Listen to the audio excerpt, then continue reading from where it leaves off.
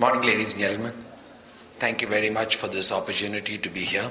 It's a pleasure and an honor. And I'm delighted to see your campus and so many enthusiastic people on a Saturday morning.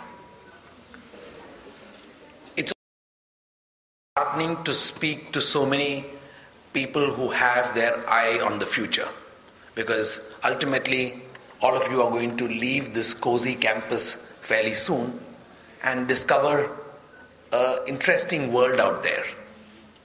Those of you who have had work experience and those of you who hear carefully, as some of you have not, the speeches from those would have understood that the world is changing.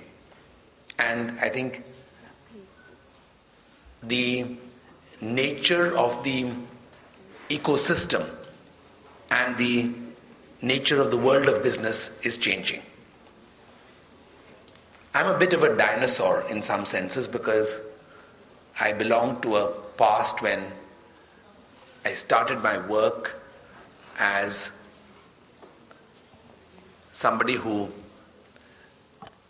helped government to decide the prices of commodities.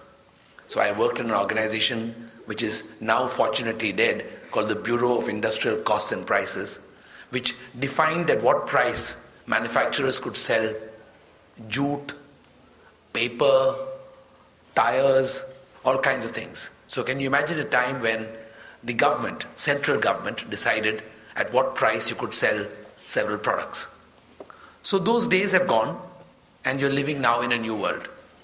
And this world is the world that you guys are going to live in. How many of you are prepared for it? How many of you recognize that the ice age is over and a new age has started? How many of you are ready to cope with it, with the harsh sunlight? So there are 10 ways in which I think the global ecosystem as far as marketing has changed. And most of them have to do with one major change. And I'm just describing these 10 changes on the fact that the world we're now living in is digital, depending on your image, depending on your product. The third way the global ecosystem has changed is something I talked about, that HR practices have changed. So what you think is confined to the campus is actually broadcast to the world. Recruiting, as I told you, is no longer confined by borders. There is no such thing as recruiting within your borders. The fourth change is that the mass market is being replaced by the mass existence of niches, niche markets. So niche markets are the future. And this is seen happening in retail as well as in one other industry which has changed completely, which is the business of broadcasting music. So today you have music stations where you can get songs in practically any genre that you want and are interested in. So it is not about marketing one kind of music. It's not about Hindi remixes alone. Depending on your taste in music, you can access, and there is a market which is growing very rapidly, which is a niche market. So niche markets are the mass markets of tomorrow.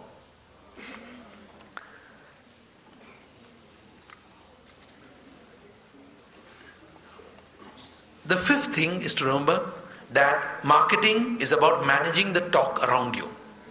So it is the buzz around you that matters. Is it a positive buzz?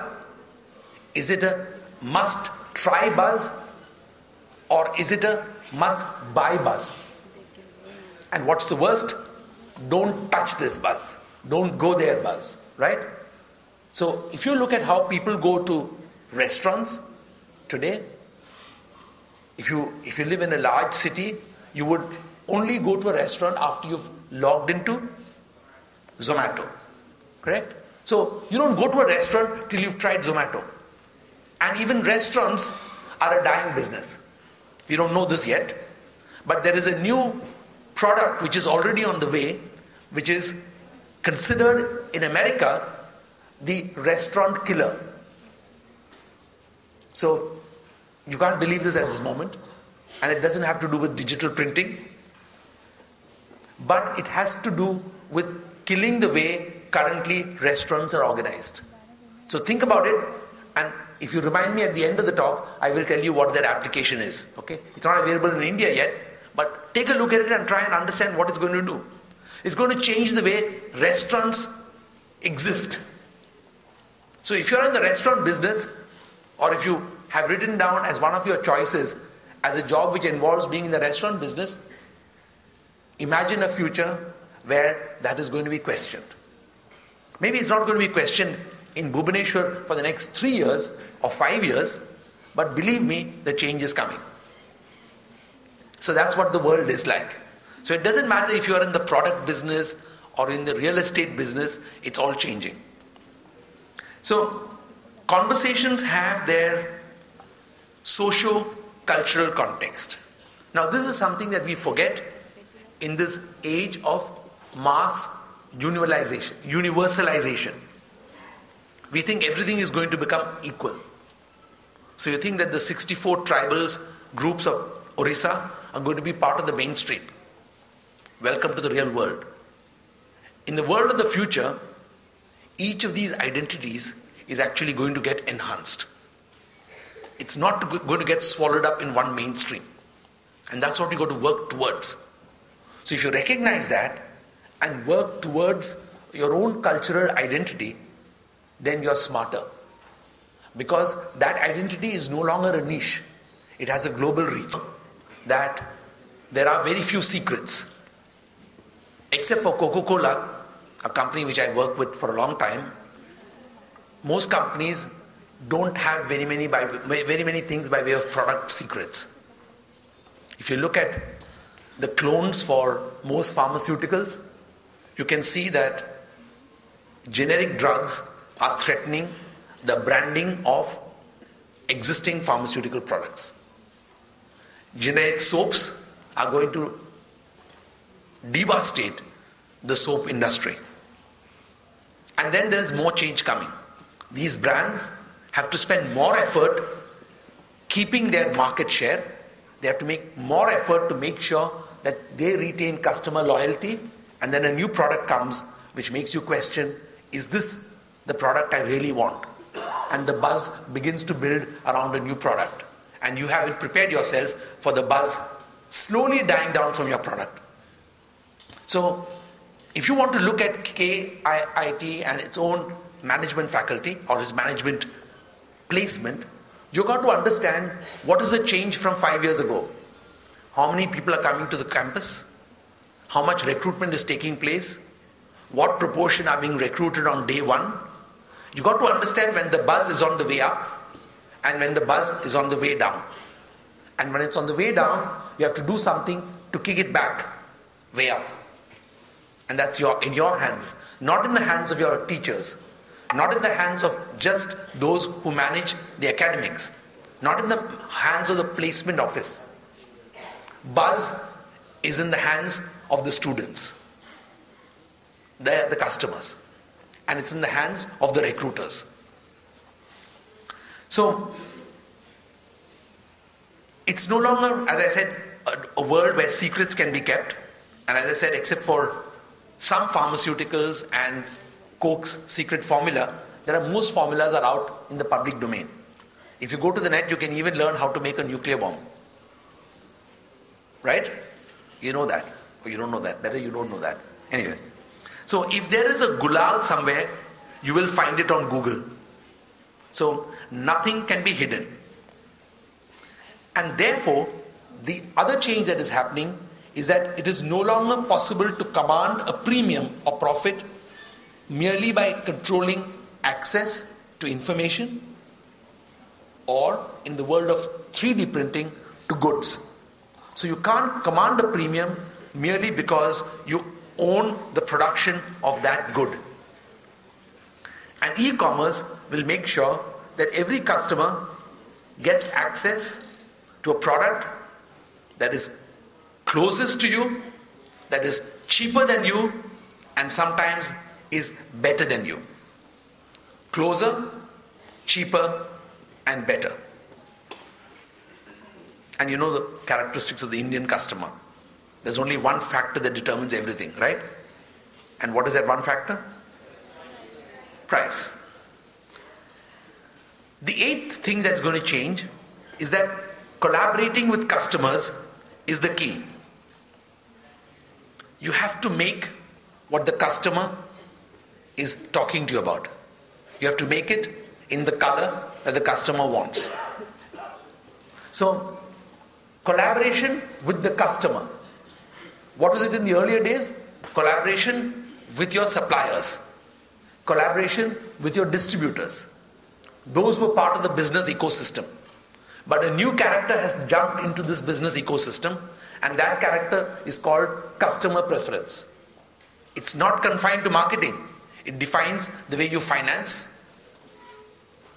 the way you distribute, the price at which you distribute, and the time at which you sell. Okay?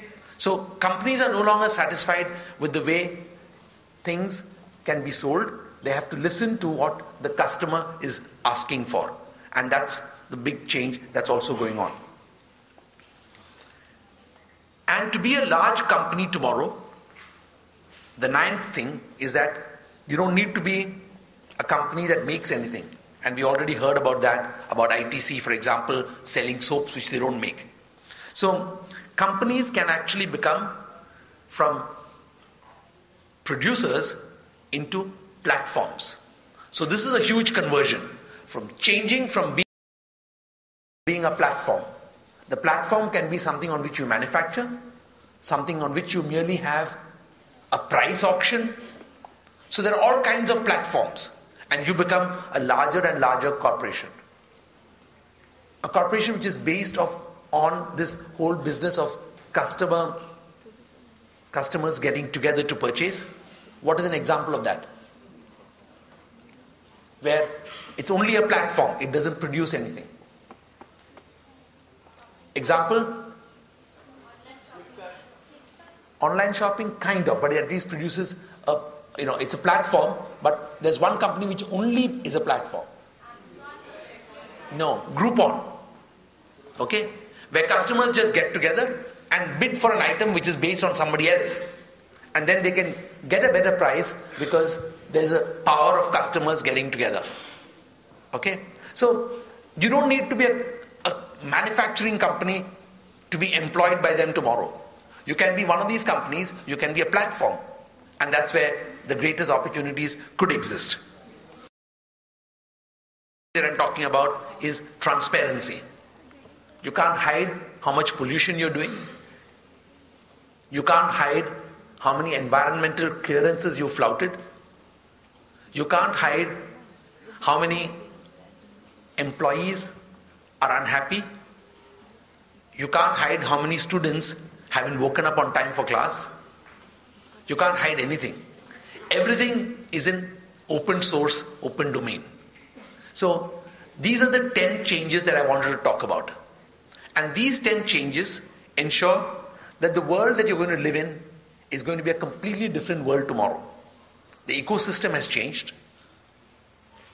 Manufacturing processes are going to change. Customers are going to be differently empowered. They will talk in the language they want, not in the language of your ad. Day after tomorrow, you don't need advertising agencies. You don't need PR agencies either. We recognize this in the company, and today the fastest business within our own company is the digital engagement business. It's not digital marketing. It's not digital PR. It's helping companies to translate their style of engagement into the engagement style of their customers. So if you are the customer and you choose to engage on, any platform you choose, we have to listen to you and we have to tell the companies, this is where your customers are going. If the customer is going there, the company has to be there. You have to put your company's flag right there, and there's no choice.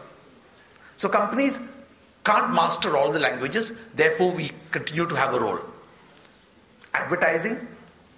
What is the best product advertising that today exists? A great endorsement of product use which goes viral on YouTube. Correct?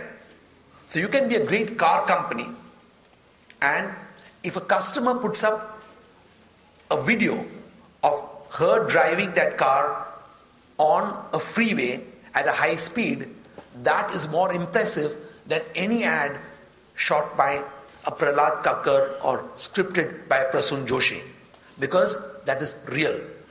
You believe that, right? And because you believe it, you share it.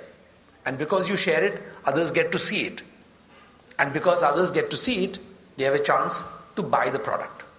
So the ecosystem, in a sense, is the same old ecosystem that we always used to have, where mama went to the market, bought a product, used it at home, got enough thumbs up from the family, told the neighbor, who went and brought the same product.